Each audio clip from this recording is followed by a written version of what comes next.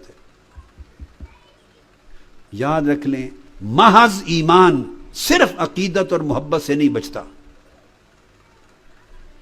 میری ذات کے ساتھ، مشن کے ساتھ، اللہ والوں کے ساتھ عقیدت اور محبت کی کمی نہیں ہے آپ میں، الحمدللہ بڑی محبت اور بڑی عقیدت ہے، مگر یاد رکھ لیں میں ان لوگوں میں سے نہیں جو آگے اپنے مریدوں کو، متوسلین کو، اپنے شاگردوں کو اپنی ذات کے ارد گرد گھماتے اور گمراہ کرتے ہیں، ان میں سے نہیں ہوں۔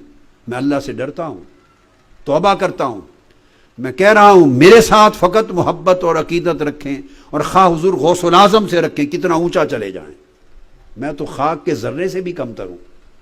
خواہ حضور غوث العظم کے ساتھ عقیدت و محبت رکھیں، خواہ حضور خواجہ معین الدین چشتی اجمیری غریب نواز سے رکھیں، خواہ حضور داتا گنج بخش علی حجویری سے رکھیں، اور ہر جمعرات حاضری دیں عقیدت و محبت میں، خواہ حضرت شاہ نقشبند اور مجدد الفسانی سے رکھیں، خواہ امام سید احمد رافعی الکبیر سے رکھیں، خواہ امام ابو الحسن الشاذلی سے رکھیں، خواہ شیخ شہاب الدین سہروردی سے رکھیں، بابا فرید الدین گنج شکر، جتنے اولیاء سے چاہیں محبت و عقیدت رکھیں۔ یاد رکھ لیں خالی محبت و عقیدت کبھی آپ کے دین کی حفاظت نہیں کر سکتی، وہ سچی محبت اور عقیدت ہی نہیں ہے جب تک جس سے محبت و عقیدت ہے اس کی تعلیمات پر عمل نہ ہو، اس کے نقش قدم پر نہ چلا جائے، اس کے اسوہ کی پیروی نہ کی جائے، اس کی تعلیمات، اس کے اعمال، اس کے احوال، اس کے اخلاق، اس کے شب و روز کے پاکیزہ معمولات کو اپنایا نہ جائے، تو پھر وہ محبت کیسی ہے؟ ہماری محبت ایک دھوکہ بن گیا ہے۔ اور بدقسمتی سے ہمارے اس مسلک میں، اہل سنت والجماعت میں، ایسے لوگوں کی اور ایسے پیروں کی اور ایسے مشائخ کہلوانے والوں کی اور رہبر کہلانے والوں کی کوئی کمی نہیں ہے، جن کا مطمع نظر فقط اپنی ذات کی پوجا کروانا ہے، اپنی جیبوں کا بننا ہے۔ وہ کھری بات اپنے طالبوں، شاگردوں، مریدوں کو نہیں کہتے، وہ جو آتا ہے اس کا بیڑا پار کرتے رہتے۔ جو محبت کر لے، جو بیعت کر لے، ہاتھ میں ہاتھ دے دے، نذرانہ دے دے، ہاتھ چوم لے، زیارت کے لیے آئے، سب کا بیڑا پار ہے۔ اور میں برملا کہتا ہوں، اور کیو ٹی وی کے ذریعے ساری دنیا سنے گی، اللہ کی عزت کی قسم، آقا علیہ السلام کی ذات پاک سے لے کر صحابہ کرام تک، اور صحابہ کرام سے لے کر تابعین تک، اور جمیع تابعین سے لے کر اتباع التابعین تک، اور ائمہ اہل بیت سے لے کر ائمہ فقہ و مجتہدین تک، اور جمیع اولیاء اور صالحین تک، آج تک وہ اولیاء جو مزارات میں زیر زمین چلے گئے، جو ولایت کے چشمے تھے، جو روحانیت کے چشمے تھے، جن سے نور پھوٹتا تھا، جن سے لوگوں کو ہدایت ملی تھی، جنہوں نے لوگوں کے دلوں کے احوال بدل ڈالے تھے، اور گمراہی کے اندھیروں سے نکال کر جنہوں نے ہدایت کی روشنی تک مخلوق کو پہنچا دیا تھا، اللہ کی عزت کی قسم 1400 سال میں کسی اللہ والے نے یہ نہیں کہا جو میرا دامن تھام لے اور میری بیعت کر لے اس کا بیڑا پار ہے۔ میں یہ بات چیلنج سے کر رہا ہوں، یہ وہ فتنہ ہے جو اہل سنت میں داخل ہوا ہے، ہمارے عقیدے میں داخل ہوا ہے۔ یا تو دوسری طرف لوگ بالکل ہی منکر ہیں اللہ والوں کا دامن تھامنے سے، ان سے تمسک کرنے سے، ان کی برکت سے، ان کے توسل سے، ان کے فیوضات سے، یا تو لوگ بالکل منکر ہو گئے۔ وہ ایک انتہا ہو گئی، ایک اینڈ ہو گیا۔ اس انتہا پسندی نے لوگوں کو بد عقیدہ کر دیا اور بڑی بڑی برکتوں کے منابع سے، چشموں سے محروم کر دیا۔ یہ ادھر انتہا پسندی، اور ادھر ہمارے ہاں انتہا پسندی ہے، بے عملی کو رواج دیا۔ کوئی شخص پردے پر زور نہیں دیتا، ہاف سلیو چلے بیڑا پار ہے، سر پہ دوپٹہ نہ ہو بیڑا پار ہے،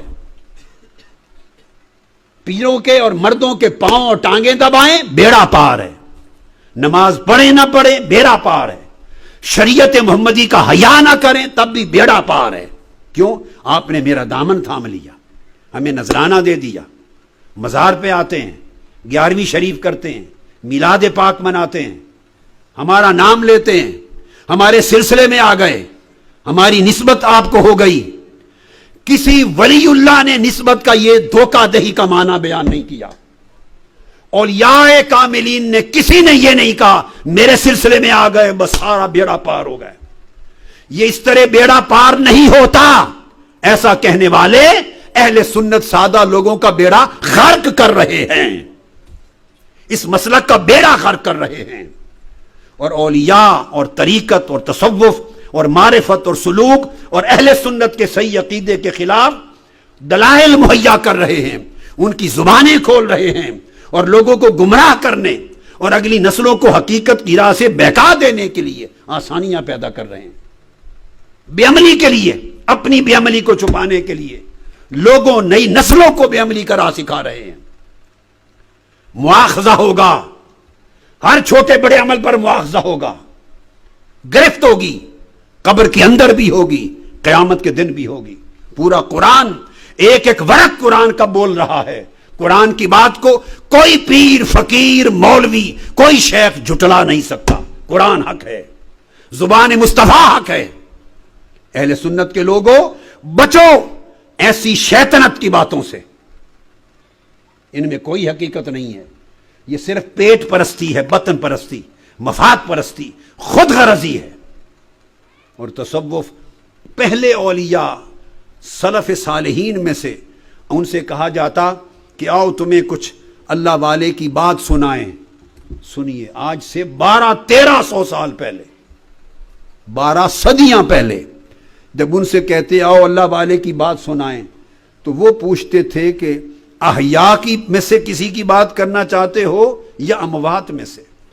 یعنی جو لوگ ہمارے زمانے میں زندہ پھرتے ہیں ان میں سے کسی کی بات بتانا چاہتے ہو یا جو قبروں میں چلے گئے, رخصت ہو گئے ان کی. اگر وہ کہہ دیتا کہ جو زندہ ہے ان کی بات, وہ کہتے سننے کو تیار نہیں ہے, ہم زندوں کے حالات جانتے ہیں, جو چلے گئے ان کا کوئی حال سناؤ. لوگوں تصوف الا ماشاء اللہ یاد رکھ لیں, ہر میدان میں مستثنا ہوتے ہیں. سارے میرے جیسے گناہگار اور برے شعار کے لوگ میرے جیسے نہیں ہوتے, اچھے بھی ہوتے,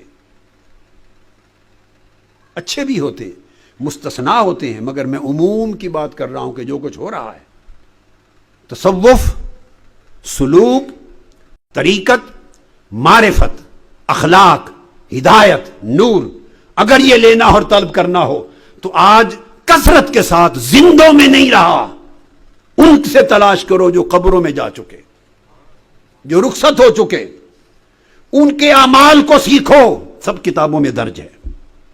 ان کے احوال سے سیکھو, ان کے شب و روز کو پڑھو کہ ان کا تہجد گزاری کیسی تھی, ان کی راتیں کیسے بیتتی تھیں, ان کے دن کیسے بیتتے تھے, ان کے اندر خوف خدا کیسا تھا, تقویٰ کیسا تھا, حب الہی کیسی تھی, ان کی نیتیں کتنی صاف تھیں, وہ کتنے متوجہ اللہ تھے, کتنے ملتفت الحق تھے, اور اما سوی اللہ سے دل کتنے خالی تھے, دنیا کے حرص اور لالچ سے کتنے پاک تھے, ان کا ظاہر و باطن کتنا روشن تھا, ان کا اخلاق حسنہ کیا تھا, اعمال صالحہ کیا تھے, احوال عالیہ کیا تھے, ان کی نیات صافیہ کیا تھیں. ارے تصوف سیکھنا ہے تو گزرے ہوئوں کے حوال سے سیکھیں, ہمارے میرے جیسے جو زندہ پھرتے ہیں ان سے نہ سیکھیں. تصوف کیا ہے؟